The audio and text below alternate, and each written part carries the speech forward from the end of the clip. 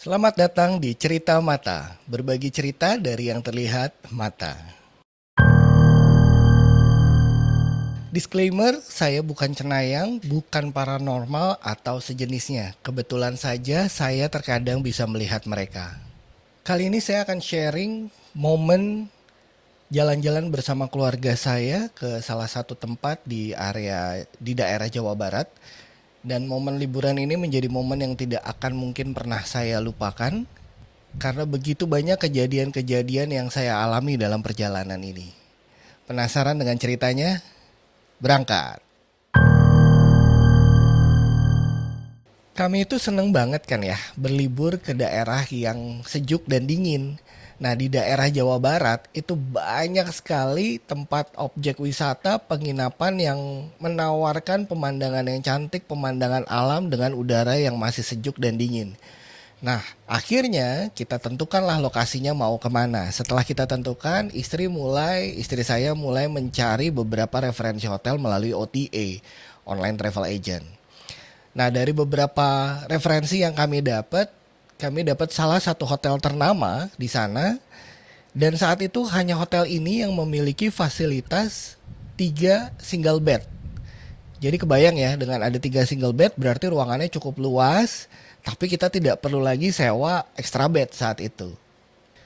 Singkat cerita, berangkatlah kami ke sana. Dan sesampainya di sana, saya merasa baik-baik aja. Tidak ada energi yang tidak bisa saya kendalikan. Semuanya normal dan kami happy sampai di sana. Lalu kami mulailah proses untuk check-in. Kita mulai proses check-in dan ternyata kita mendapatkan kamar itu di gedung hotel yang baru. Bukan di gedung hotel yang lama. Lalu kita diantar oleh salah satu staf hotel. Nggak terlalu jauh dari gedung yang lama ke gedung yang baru. Tapi karena jalannya berbukit, jalannya menanjak, jadi cukup melelahkan lah. Setibanya kita di gedung yang baru, disinilah semua cerita ini dimulai. Ketika kami tiba di gedung yang baru, hal pertama yang saya lihat adalah ada satu ruangan tertutup dengan desain yang cukup etnik, layaknya seperti ruang serbaguna atau ruang kesenian. Dari ruangan itu sayup terdengar suara gamelan di sana. Lalu saya bertanya ke staf hotel, "Pak, ini ruangan apa?" Dan si staf hotel menjawab, "Oh, ini ruangan pertunjukan, Pak." Dalam hati saya, oh pantes, suara gamelan yang saya dengar tadi mungkin ada orang yang latihan di dalam. Lalu saya bertanya lagi ke bapak, "Memang kapan Pak jadwal pertunjukannya? Kami boleh nonton?" Lalu si bapak menjawab, "Oh, belum dibuka Pak, karena gedung ini belum selesai dikerjakan." Sentak saya terdiam dan mulai khawatir dengan kondisi saya. Karena saya merasa ini baru sampai aja udah disambut sama yang seperti ini gitu. Tapi ya sudah, saya berusaha untuk ignore aja karena saya ingin enjoy liburan bersama keluarga saat itu. Lalu sampailah kita di lorong lantai 2 menuju ke unit kamar kami. Di lorong koridor itu tidak banyak cahaya matahari yang masuk. Jadi pencahayaannya itu tidak terlalu terang, jadi remang-remang lah. Koridornya itu seperti koridor pada umumnya hotel, semua pintu kamar itu berhadapan. Di koridor itu tidak banyak cahaya matahari yang masuk, jadi agak gelap lah ya. Kami sampai di hotel itu kurang lebih jam 1 siang, proses check-in dan macam-macam. Akhirnya kita mungkin baru masuk ke kamar itu jam 2 kurang ya. Saat itu tibalah kami di kamar kita dan staf hotel membukakan pintu kamar kami. Saya orang yang terakhir masuk ke dalam kamar saat itu. Ketika saya masuk, hampir saja saya langsung ingin komplain sama staf hotel. Kenapa? Karena saya melihat ada orang lain di sana. Dan setelah saya sadari, ternyata ini bukan manusia. Ada sosok seorang wanita duduk di kursi di sebelah salah satu tempat tidur kami. Wanita ini duduk terdiam dan menunduk. Rasa ketakutan dan tidak nyaman semakin saya rasakan. Diawali dengan bunyi gamelan tadi. Lalu ketika kita masuk kamar ada sosok wanita yang duduk terdiam menunduk di sana dan hanya saya yang melihat saat itu. Saya udah mulai makin gak nyaman. Lalu saya request ke istri saya minta tempat tidur yang paling jauh dari kursi wanita tadi. Saya minta dan posisi tempat tidur itu adanya di sebelah kaca jendela balkon persis. Adanya di sebelah jendela balkon persis. Supaya jauh dari sosok wanita tadi. Karena wanita tadi itu adanya posisinya di kursi di sebelah single bed yang pertama. Jadi ada tinggal 3 single bed pertama, kedua, dan ketiga. Nah, wanita ini duduk di single bed yang di kursi di sebelah single bed yang pertama. Lalu saya minta saya tidurnya di single bed yang terakhir supaya jauh karena saya cukup takut saat itu. Dan istri saya langsung mengiyakan dan menaruh tas kami di tempat tidur yang saya minta. Karena istri saya tahu persis kalau saya sudah seperti ini berarti memang ada apa-apa. Siang menjelang ke sore saya berusaha enjoy menikmati liburan kita saat itu. Walaupun si sosok wanita tadi masih terus ada di kursinya. Tidak bergerak sama sekali dari kursinya. Lalu hari menjelang sore dan mulai menggelap, saya semakin tidak nyaman. Dan saya putuskan untuk ke balkon dengan tujuan mengendalikan diri sebenarnya. Ingin ngopi-ngopi di balkon supaya mendistraksi pikiran dan penglihatan saya saat itu. Nah, supaya teman-teman kebayang nih, jadi view balkon kami itu adalah lembah. Jadi view balkon kami itu ada lembah, tapi di ujungnya tuh ada seperti bukit lah gitu. Nah,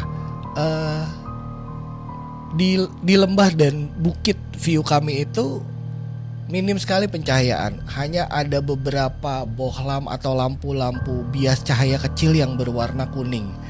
Mungkin lampu itu diperuntukkan untuk warga sekitar kali ya, untuk penerangan jalan warga sekitar aja gitu. Karena memang kami tidak melihat ada penduduk atau warga di sana, tapi memang ada beberapa titik cahaya kuning penerangan. Mungkin hanya untuk sebagai penerangan jalan aja. Tapi setelah saya perhatikan lagi ada beberapa titik yang bergerak-gerak yang mengganggu mata saya. Akhirnya saya mencoba untuk memperhatikan lebih jauh, lebih dalam. Saya coba perhatikan lagi, ternyata di sana saya tidak sendirian. Banyak makhluk lain yang memperhatikan saya dari sana. Di sana saya bisa melihat ada sosok. Saya menyebutnya Poci, pasti teman-teman tahu maksud saya. Lalu ada Gundo, teman-teman juga pasti tahu ya sosoknya seperti apa. Dan banyak sosok kepala berterbangan. Seperti awalnya saya kira itu burung ya. Tapi kok burung ini cukup besar. Akhirnya saya perhatikan ternyata itu adalah bentuknya kepala tanpa badan. Dan sesekali nengok ke arah saya. Juga Poci dan Gundo tadi. Seketika saya langsung masuk ke kamar karena saya ketakutan dan saya berusaha mendistraksi pikiran dan mata saya dengan cara menonton TV. Lalu kejadian berikutnya adalah jadi ada barang ketinggalan di mobil, jadi saya harus ke mobil, keluar kamar, ke parkiran untuk ngambil barang tersebut. Perasaan saya sebenarnya udah gak enak, tapi mau gak mau saya harus ke mobil. Siapa lagi yang harus ngambil barang ini? Sekembalinya saya dari mobil, saya harus melintasi ruang pertunjukan tadi, dan di sana sangat sepi, seperti memang ya layaknya bangunan yang tidak berpenghuni ya. Jadi sepi sekali, dan di situ saya merinding hebat, saya takut sekali, dan segera saya langsung naik ke koridor lantai 2 menuju ke kamar saya. Sesampainya saya di koridor lantai 2, di sana cukup ramai. Tapi bukan ramai dengan manusia. saya melihat ada wujud Miski, lalu ada beberapa penampakan poci juga di sana. Lalu ada juga sosok bapak-bapak tua membungkuk dengan wajah yang sangat pucat, berjalan mundar-mandir, dan ada sosok satu anak laki-laki, anak kecil, anak laki-laki duduk di tengah koridor. Tatapannya tajam melihat ke saya dan memegang bola. Sentak saya langsung berlari menuju kamar dan langsung masuk kamar. Lalu saya berusaha untuk mengobrol dengan istri dan kakak saya supaya saya mengalihkan rasa takut saya. Jadi banyak sekali kejadian yang saya rasakan saat itu. Kejadian berikutnya adalah tibalah waktu tidur. Hari semakin malam dan kita putuskan untuk tidur. Dan karena saya tahu bahwa masih ada sosok wanita tadi di kursi yang memang tidak bergerak dari tadi, di kursi yang sama, akhirnya saya tidur menghadap ke jendela balkon supaya membelakangi si sosok wanita tadi agar saya tidak melihat dia. Dan saya berusaha untuk tidur tidak bergerak, jadi terus menghadap ke jendela balkon yang pastinya sudah ditutup tirai ya, supaya saya tidak perlu melihat si sosok ini. Saya berhasil tidur,